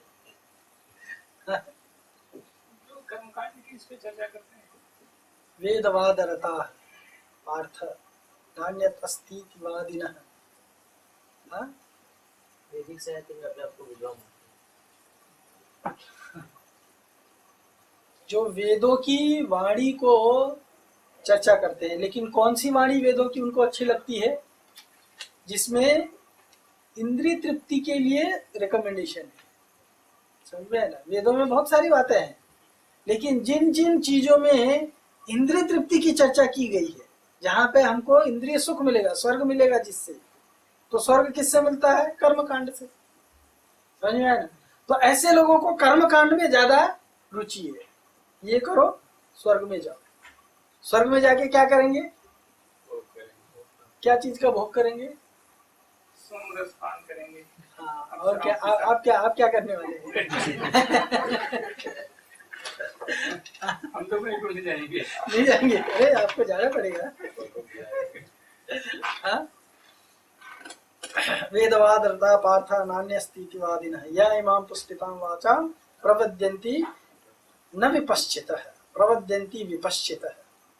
हाँ, विपश्चित मतलब जो विद्वान लोग हैं। हाँ, तो वो या इमाम पुष्पितां वाचां प्रवद्यन्ति विपश्चितः, जो अविपश्चित है, एक्चुअली ये शब्द अविपश्चित है यहाँ पे जो लिखा गया है, पर विपश्चित का अर्थ होता है जो पंडित है, जो ज्ञानी है। लेकिन जो अविपश्चित है, जो ज्ञानी नहीं है, वो लोग क्या कहते हैं, ये बड़े अच्छे अच्छे शब्द हैं। वो पुष्पित, पुष्पित माने फूलों के जैसे सुंदर है, समझ में आया ना? फूलों के जैसे सुंदर लगने वाले वाक्य हैं वो। तो कौन से वाक्य फूलों के जैसे सुंदर लगने वाले हैं? हाँ हाँ, जिससे हमारी इंद्रियों को सुख मिलने वाला है, चाहे आज नहीं तो भविष्य में, समझ में आया ना? उनको वेदवादरता कहा गया है। और ऐसे लोग का गुण बताया गया अगले श्लोक में। कामात्मान स्वर्गपरा जन्म कर्म फलप्रदम क्रिया विशेष बहुलाम भोग ऐश्वर्य गतिम प्रति। क्या भगवान ने बताया, सुपर है। क्या बताया है? काम आत्मनः। आत्मा मतलब क्या होता है? आत्मा के बहुत सारे अर्थ होते हैं। आत्मा का एक अर्थ होता है मन, और आत्मा का एक अर्थ होता है आत्मा, समझ में आया ना? और काम मतलब होता है डिजायर्स, इच्छाएं, है ना? सो काम आत्मनः, जिनकी मन और आत्मा दोनों का अलग अलग अगर मीनिंग लिया तो, हाँ, जिनका मन और आत्मा केवल कामना की पूर्ति के लिए लालायित है, इच्छाओं की पूर्ति के लिए लालायित है। इच्छाएं कितनी है? अनलिमिटेड है। सो ऐसे लोगों का गुण क्या होता है? वो अनलिमिटेड डिजायर से भरे होते हैं और हमेशा उन इच्छाओं की पूर्ति के बारे में ही चिंतन करते हैं। काम आत्मना, उनको काम आत्मना कहा गया है, समझे? और स्वर्गपरा, स्वर्गपरा मतलब एक नारायण परा होता है, नारायण परायण, और ये स्वर्ग परायण है। इनको कहाँ जाना है मैक्सिमम? हमारे घर में एक पंडित जी आते थे, मेरी माँ उनसे कथा वथा कराती रहती थी। तो जब मैं इस्कॉन में नया नया आया था तो मैंने 14 भुवन के बारे में सुना, ब्रह्मा जी के बारे में सुना, भगवान के बारे में सुना। तो एक बार मैंने उनको पूछा कि पंडित जी, आप लोगों को ये जो कथा वथा करवाते हो, सत्यनारायण की कथा कराते थे, तो इसका उद्देश्य क्या होता है, कहाँ भेजना चाहते हैं आप लोगों को? तो बोले कि बस स्वर्ग, स्वर्ग लोक, उससे हाईएस्ट लोक और कहाँ है? कुछ नहीं है। मैंने सोचा कैसे पंडित है, इसको मालूम नहीं। स्वर्ग लोक तो जो हायर प्लैनेटरी सिस्टम है उसमें सबसे लोएस्ट है। वो लोग से ऊपर उठे तो स्वर्ग लोक है ना? बीटी से निकले तो अगला बड़ा मेजर सिटी दादर आता है, तो ये भूलोक से निकले तो स्वर्ग लोक है। स्वर्ग लोक से भी ऊपर बहुत सारे लोग हैं और उसको उनके बारे में भी कुछ पता नहीं है। तो ऐसे बहुत सारे लोग हैं जो अपने ज्ञान से लोगों को भी क्या बताते हैं, ये करो तो तुमको स्वर्ग प्राप्त होगा। स्वर्ग माने क्या मिलेगा भाई? दादर में गए तो क्या मिलेगा? हाँ, तो स्वर्ग में जाओगे तो यहाँ जो तुमको भोग मिल रहा है ना, उससे बहुत ज्यादा मिलेगा। यहाँ तुम्हारा एक दिन, एक साल जो, एक 6 महीना यहाँ पे जो गुजारते हो, 6 महीने का टाइम वहां पे सिर्फ एक दिन के लिए है। अगर 1 साल भी वहां जिंदा रह गए तो यहाँ पे 100 वर्ष जीवित रहने के बराबर जैसा है। और वहां क्या मिलेगा? वहां कभी बुढ़ापा नहीं होता है, बीमारी नहीं होती है। हाँ, हमेशा क्या रहोगे? जवान रहोगे। तो जवान रहोगे तो फिर क्या करोगे? भोग करोगे। यहाँ पे अगर आप व्यभिचार में लगे हो तो उसका पाप झेलना पड़ेगा। वहां पे अगर आप व्यभिचार में लगे हो कोई प्रॉब्लम नहीं, वहां पे इसको कोई बुरा मानता ही नहीं, ऐसा कोई है ही नहीं चीज वहां पे, है ना? उसको वहां पे कोई बुरा मानता ही नहीं है। और ऐसा अगर कर भी दिया तो कोई प्रॉब्लम नहीं है। जैसे उर्वशी अर्जुन के पास में आई थी ना, अर्जुन को प्रपोज किया कि मैं तुम्हारे साथ में भोग करना चाहती हूँ। अर्जुन ने बोला कैसे कर सकती हो, तुम तो हमारे पूर्वज की पत्नी हो, है ना? You are like my mother, तुम मेरी माँ हो। बोले ऐसा कोई रिश्ता यहाँ काम नहीं करता है। वो समय थे तुम्हारे पूर्वज, अभी तुम हो। हाँ, फिर भी अर्जुन ने वो बात नहीं मानी। तो लोग जो है वहां पे जाकर के इस तरह से करेंगे तो ये सब करने में कोई प्रॉब्लम नहीं है, कोई बुराई नहीं है। स्वर्ग परा और जन्म कर्म फल प्रदान, और ऐसे जगह पे जन्म लेना चाहते हैं, ऐसे कर्म करना चाहते हैं जिसका फल बड़ा रुचिकर हो, बढ़िया हो। क्रिया विशेष बहुलाम भोग ऐश्वर्य गति प्रतिम, अनेक प्रकार की क्रियाएं किसके लिए करते हैं? केवल भोग और ऐश्वर्य की प्राप्ति हो, उसकी गति प्राप्त हो, भोग मिले, ऐश्वर्य मिले, सुख मिले, बस। और उनको सुख किसमें मिलता है? पैसा मिले, धन मिले, धन मिले, सौंदर्य मिले, मान मिले, ये सब मिले तो सुख ही सुख है ना। इसके लिए देखो आजकल बहुत सारे ज्योतिषी लोग जो है न्यूज़पेपर में जो बड़े बड़े पर्सनालिटी होते हैं, है ना, उनके भविष्य की बारी करते हैं। और उनका पूरा, अभी एक जन का जन्मदिन मनाया ना, तो पूरा उसका होरोस्कोप पेपर में प्रिंट हुआ था और उनके बारे में बताया गया 2016 में ये होगा, 2015 में होगा और 10 साल तक प्राइम मिनिस्टर। हाँ, तो खुश। और तुमने मुझे प्रेस किया तो तुम भी खुश हो जाओ भाई लोग, थोड़ा दक्षिणा दान दे देते हैं। हाँ, सो वेदवाद रत्त में वेदवाद का अर्थ है वे लोग जो वेदों के शब्दों में अत्यंत हर्षित होते हैं। अब यहाँ पर प्रश्न उठता है कि वेदों के ऐसे कौन से वाक्य हैं जिनसे लोगों को, जिनसे भोगों में आसक्त लोगों को अत्यंत प्रसन्न होते हैं? वो है भोग की बात है। श्रील प्रभुपाद बताते हैं कि वेदों के कर्मकांड भाग में ऐसे अनेक अनुष्ठानों का वर्णन है जिनके विषय में वेद कहते हैं कि जो व्यक्ति इन अनुष्ठानों को संपन्न करेगा वह स्वर्ग में अप्सराओं का भोग करेगा, सोमरस का पान करेगा तथा जीवन की अनेक प्रकार की सुविधाओं को प्राप्त करेगा। वेदों के इन शब्दों को देखकर भोगों में आसक्त व्यक्ति अत्यंत उत्साहित होते हैं तथा वेदों के इन शब्दों के द्वारा सदा अपनी इंद्रिय तृप्ति का समर्थन करते रहते हैं।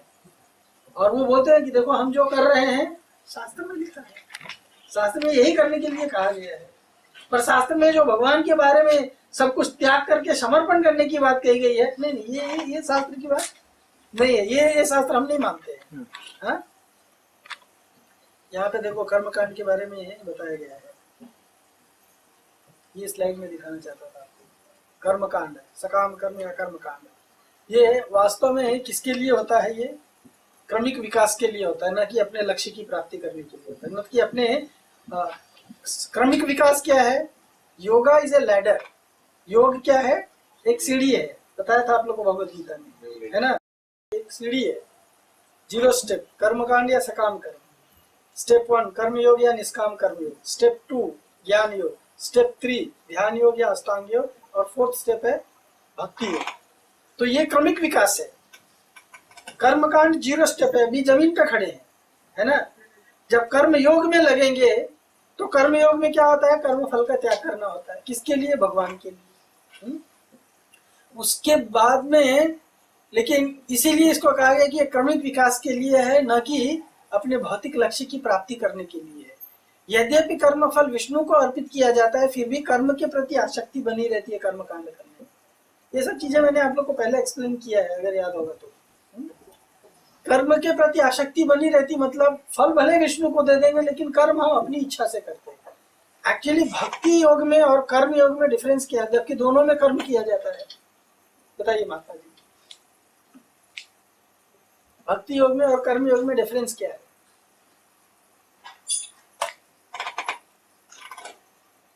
भक्ति योग में डायरेक्ट भगवान की सेवा होती है। अच्छा, और इनडायरेक्ट? कर्म योग का प्रत्याग करके नहीं, कर्म जो करते हैं भगवान को अर्पण करते हैं। हाँ, भक्ति योग जो है वो तो डायरेक्ट सेवा होती है भगवान की। और कर्म योग डायरेक्ट नहीं होता है।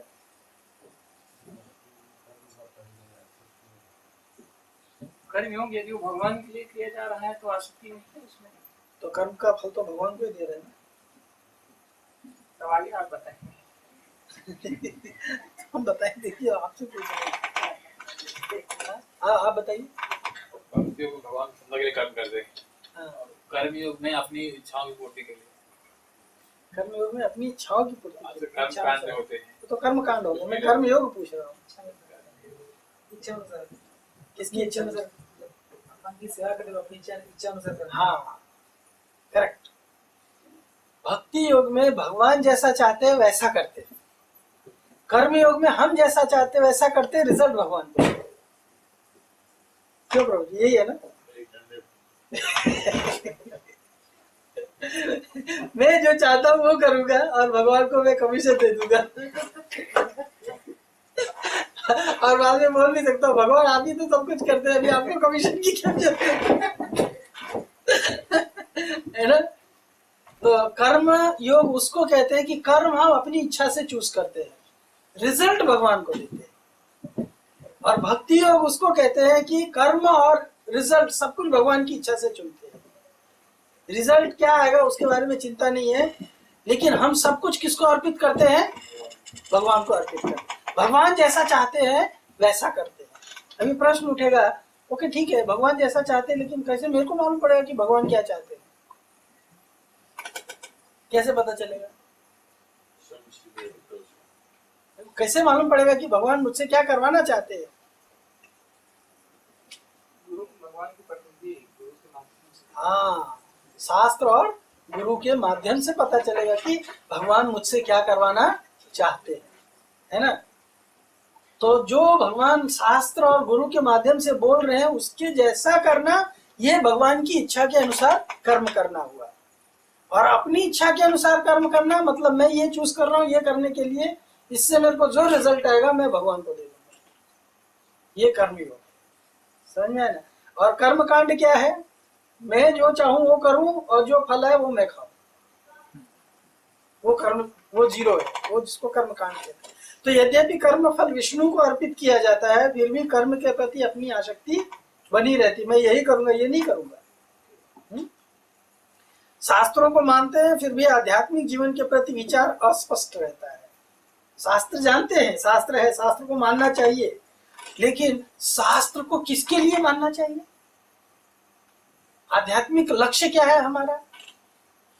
शास्त्र को क्यों मानना चाहिए प्रभु जी?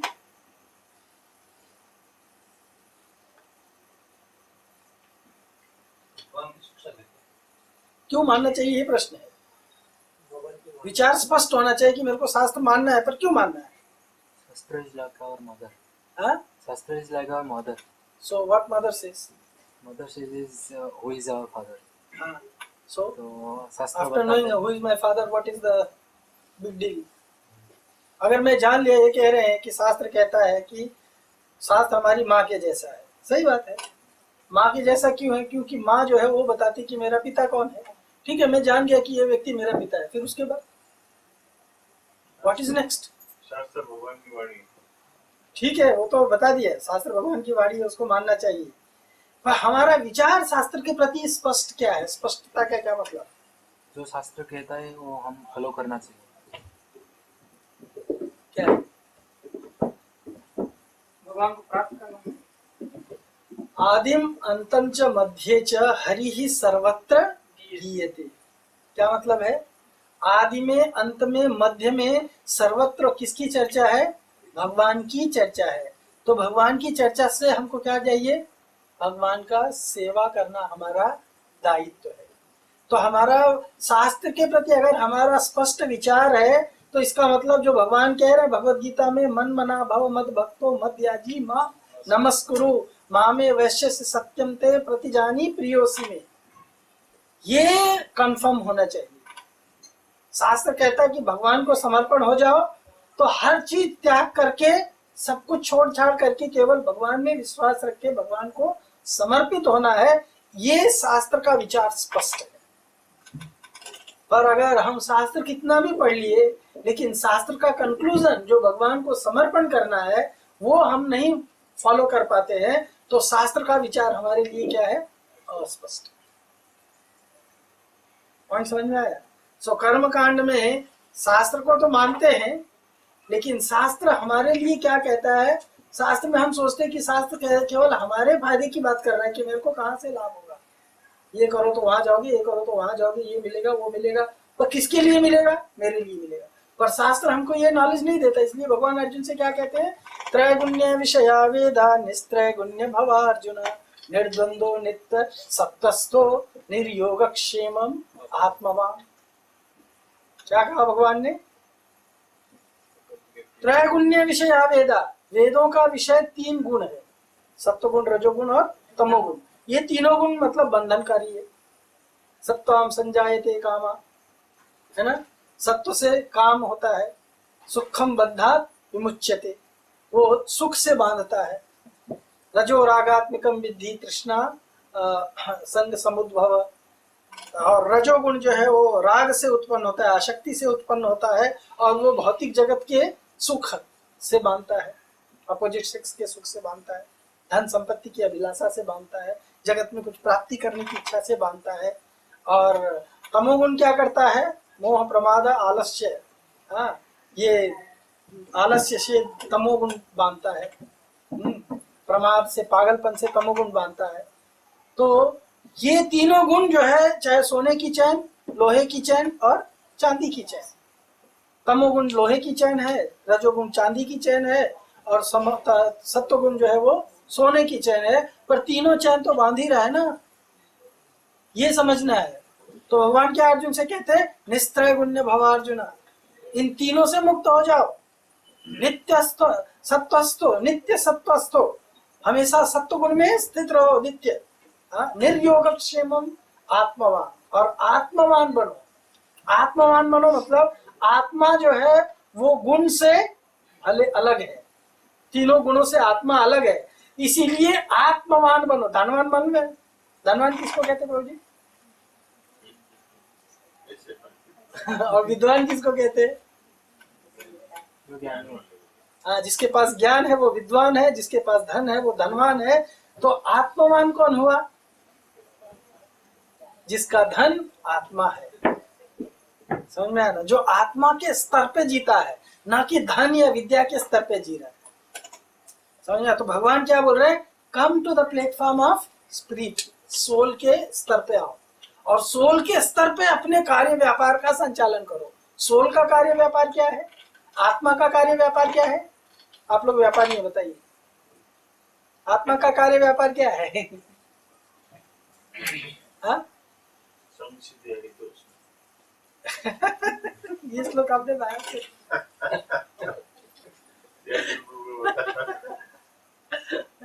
बाहर कर लिया है, प्लीज। आत्मा का कार्य व्यापार क्या है?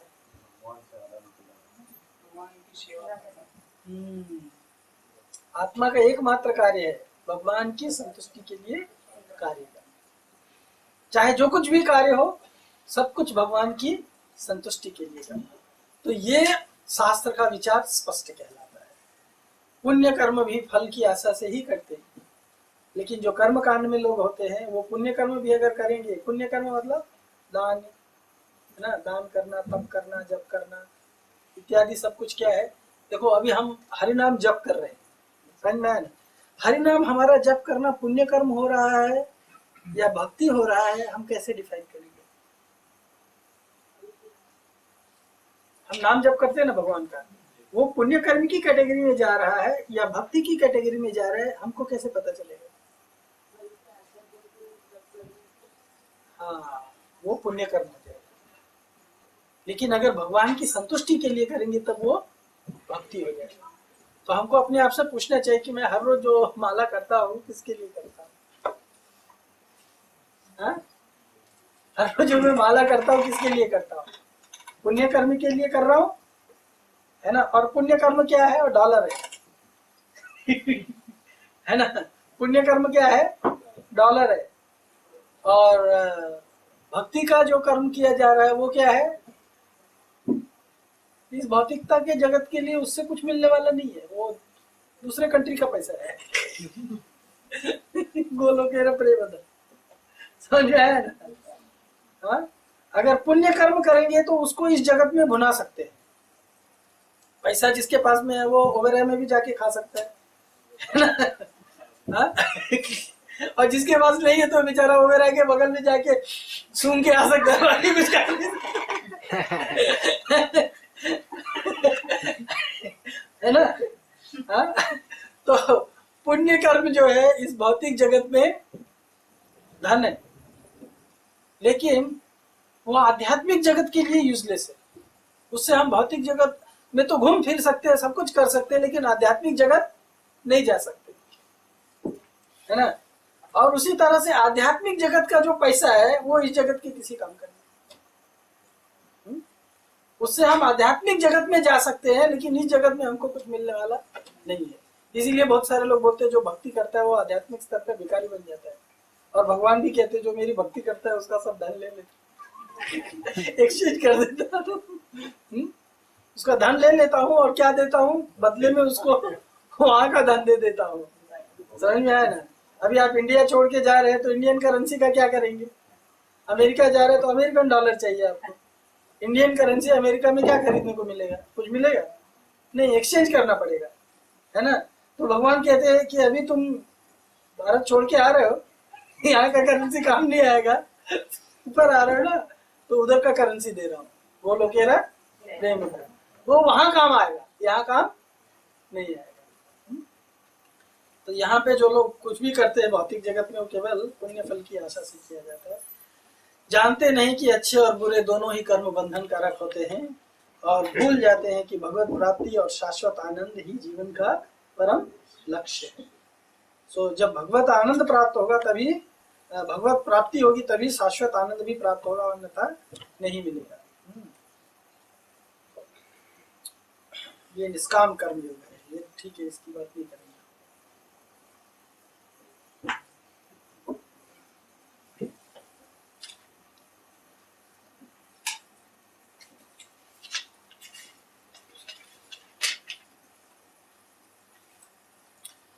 जीवन का एक वास्तविक लक्ष्य है। 6वें पैराग्राफ में प्रभुपाद जी बताते हैं कि जीवन का वास्तविक लक्ष्य भगवत धाम वापस जाना है, और यही इस मंत्र का संदेश है। इसके लिए एक एग्जाम्पल है, भगवान जगन्नाथ के एक परम भक्त थे सालाबेग। सालाबेग का नाम सुना होगा आप लोगों ने। सालाबेग एक अच्छा भजन लिखते हैं, सालाबेग का फोटो इंटरनेट से निकाला। जीवने रथी भी जबे जीवी वृंदावन, दर्शन करु भी जाय श्री मधुसूदन। राधा कुंड श्याम कुंड करीबी स्नान, परिक्रमा करु थिवी गिरी गोवर्धन। आनंदे यमुना जले करीबी मुई पान, मुई निकी भजबी जेहू मुकुति भजन। इसमें भगवत धाम वापस जाने का लक्ष्य है। ये सालाबेग की स्टोरी आप लोग जानते होंगे। सालाबेग एक यवन परिवार में जन्म लिया था, उसकी माँ ब्राह्मणी थी और उसका पिता जो था वो यवन था। वो पूरा स्टोरी है, तो ड्रामा है इसके ऊपर, आई होप आप जानते हैं। तो ये सालाबेग जो है, ये भगवान जगन्नाथ जी के बहुत परम भक्त हुए थे। गरीब था बेचारा, इसके पास में अपना कहने के लिए कुछ नहीं था सांसारिक स्तर पे, लेकिन मुसलमान होते हुए भी भगवान की भक्ति में इतना लीन था कि भगवान जगन्नाथ जी का रथ इसके दर्शन के लिए रुक गया था। जानते हैं आप लोग, है ना? जो ग्रैंड ट्रंक रोड है वहां पर, जहाँ पे ऐसा कर्व होता है ना थोड़ा सा, वहां पर ही सालाबेग का समाधि है। सो सालाबेग के लिए वहीं पे रथ रुक गया था भगवान का, जगन्नाथ जी का। जब तक ये पहुंचे नहीं तब तक जगन्नाथ जी आगे नहीं चले थे। तो वो लिखते हैं कि जब तक जीवन रहेगा शेष, जब तक जीवन बचा रहेगा तो मैं वृंदावन जाकर के रहूंगा। जीवन रथी, अगर जीवन है जी भी वृंदावन जाऊंगा, और जाके वृंदावन में क्या करूंगा? हाँ, और बाकी बिहारी जी के बगल में जो स्टॉल्स लगते वहाँ चाय पकौड़े पीने जाऊंगा, क्या चाट खाने? किसके लिए जाते? बहुत सारे लोग जाते हैं वृंदावन इसलिए, है ना? तो वो कह रहे नहीं, दर्शन करूँ भी जाए श्री मधुसूदन, वृंदावन में जाकर के मधुसूदन कृष्ण के दर्शन करूंगा, राधा कुंड में स्नान करूंगा, श्याम कुंड राधा कुंड में स्नान करूंगा, गोवर्धन की परिक्रमा करूंगा, आनंद से यमुना जल में स्नान करूंगा और उसका पान करूंगा, और जाकर के वहां पे मुक्ति भजन, भगवान कृष्ण की प्रसन्नता के लिए और अपने आत्मा के उद्धार के लिए क्या करूंगा? भजन करूंगा। भजन करना मतलब श्रवणम कीर्तनम स्मरणम इत्यादि। वेदवादरता लोग भगवत धाम जाने में रुचि नहीं लेते हैं। उनको किसमें रुचि रहती है? भोग ऐश्वर्य, जन्म कर्म फल प्रदान, उसमें रुचि रहती है। वे केवल भौतिक उन्नति के कार्यों में निरंतर लगे रहते हैं कि कैसे उनका भौतिक लाभ हो। वे वास्तविक वैदिक मानदंडों का प्रतिकार करते हैं, जैसे गुरु शिष्य परंपरा।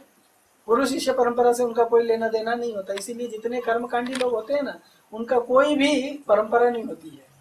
हाँ, वो खाली बोलेंगे बस हमारे गांव में हमारे घर से चला आ रहा है पुश्तैनी, मेरे पापा पुजारी थे, मेरे नाना पुजारी थे, मेरे दादा पुजारी थे, तो मैं भी पुजारी रहूंगा, है ना? तुम्हारे घर में भी है? हाँ, तुम्हारे घर में भी है। इसका भाई मोनू का हाँ, हाँ? है ना, कौन से परंपरा में है वो लोग? कोई परंपरा नहीं भाई। वो क्या बोलते हैं, जैसे धोबी लोग बोलते हैं ये मेरी गाहकी है, हाँ ये लोग मेरे ग्राहक लोग हैं। तो ऐसे ही पंडितों के भी कुछ लोग ग्राहक लोग होते हैं, पता है? है ना? तो पंडिताई उनका पेशा है। क्या है?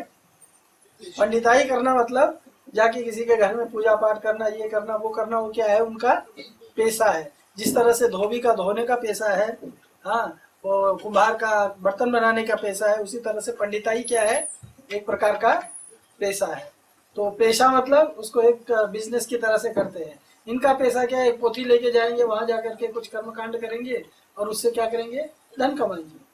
कोई कपड़े धो करके धन कमाता है, कोई बाल काट करके धन कमाता है, कोई चमड़ा का जूता बना करके धन कमाता है, कोई मिट्टी का बर्तन बना करके धन कमाता है, कोई डोली उठा करके धन कमाता है, कोई किसी तरह से धन कमाता है। ये धन कमाने का अनेक अनेक तरीका है, पर सब धन कमाने का जितना भी तरीका सब एक ही कैटेगरी में है। तो ऐसे लोगों को वेदवादरता कहा गया है। वेदवादरता लोगों का परंपरा के बारे में अपना मनगढ़ंत विचार होता है। वे शास्त्रों के निर्देशों की अवहेलना कर अपने मनोकल्पित आचार्यों को स्वीकार करते हैं। उनको जो अच्छा लगता है उसको अपना आचार्य मानते हैं, जिनका शास्त्रोक्त गुरु शिष्य परंपरा से कोई लेना देना नहीं होता। आजकल यही सब कुछ ज्यादा है। हाँ, इस तरह के लोगों की गति उनसे भी निकृष्ट होती है, जिन्हें वेदों का तनिक भी ज्ञान नहीं होता है। तो ऐसे जो लोग जो है दूसरों को जो भ्रमित करते हैं, वो लोगों को और भी गहरे नर्क में जाना पड़ता है। ये 8वें पैराग्राफ में बताया। और माया या अपहृत ज्ञान श्रेणी के इस तरह के लोग अपने आप को स्वघोषित भगवान मानते हैं। जो माया या अपहृत लोग होते हैं, जिनका धन, जिनका दिमाग या बुद्धि माया ने ग्रसित कर लिया है, वो लोग अपने आप को ही भगवान मानना स्वीकार कर देते हैं। ऐसे लोगों के अनुसार किसी ईश्वर को पूजने की कोई आवश्यकता नहीं है, हम ही ईश्वर है। परंतु यही लोग धन के लोभ में किसी सामान्य व्यक्ति की पूजा करना स्वीकार कर लेते हैं। समझ में आया ना? ऐसे लोगों की यह भी धारणा होती है कि ईश्वर माया के अधीन होता है, परंतु इनकी बुद्धि में इतना भी नहीं आता कि माया की अधीनता में ईश्वर सर्वशक्तिमान कैसे हो सकता है। ये भी नहीं समझ पाते हैं। ऐसे लोग ईश्वर तो बनते हैं, पर इसके लिए उनकी योग्यता ही क्या होती है। जैसे एक बार किसी ने प्रभुपाद को बोला कि प्रभुपाद, आप कृष्ण को बार बार भगवान कहते हैं, ऐसे तो दुनिया में भगवान के और भी स्वरूप है, तो आप कृष्ण को ही भगवान क्यों कहते हैं? तो प्रभुपाद ने बोला, अच्छा ठीक है, बताओ भगवान होने के लिए क्या गुण आवश्यक है, तुमको मालूम है? भगवान होने के लिए क्या गुण आवश्यक है तुमको पता है? तो बोला, मेरे को नहीं मालूम है। तो जब तुमको मालूम नहीं कि भगवान होने के लिए क्या गुण आवश्यक है, तो कृष्ण को भगवान कहने पे तुम ऑब्जेक्शन क्यों कर रहे हो? तुम्हारी योग्यता ही क्या है कि तुम कृष्ण को भगवान बोलने पे ऑब्जेक्शन करो, जब तुमको यही नहीं पता कि भगवान किसको कहा जाना चाहिए, है ना? सो उसी तरह से ये माया अपहृत ज्ञानी लोग जो होते हैं, वो लोगों को मालूम नहीं है कि भगवान कौन हो सकता है, किसको भगवान कहा जाता है, भगवान शब्द जो है उसकी व्युत्पत्ति कहाँ से हुई है, कैसे भगवान शब्द आया, और फिर भी लोग जो है अपने आप को भगवान बोलते हैं। भगवान शब्द कहाँ से आया है? पराशर ऋषि ने उसे, पराशर ऋषि जी ने, उनके घर पर प्रोडक्शन हो रहा था। नहीं, भगवान सब तो जो ज्ञान तो भगवान ने दिया डायरेक्ट ब्रह्मा जी को, फिर उसके बाद आया है नीचे। तो पराशर जी ने डेफिनेशन दिया भगवान का। क्या डेफिनेशन दिया? 6 ईश्वर जिसके अंदर सीमित मात्रा में हाँ, भगवान। हाँ, ऐश्वर्यस्य समग्रस्य वीर्यस्य यशस्स्य ज्ञान वैराग्योश्चैव षण्णाम भगत इकिंगन। जिस व्यक्ति के अंदर ये 6 षड ऐश्वर्य परिपूर्ण मात्रा में उपलब्ध हैं, वही व्यक्ति भगवान हो सकता है। तो अभी इस डिफिनेशन से इस जगत में जितने भी लोग हैं सबको मानदंड सबका ये तुलना करो कि कौन भगवान होने के योग्य है। सो कृष्ण को छोड़ करके कोई भी भगवान होने के योग्य नहीं है।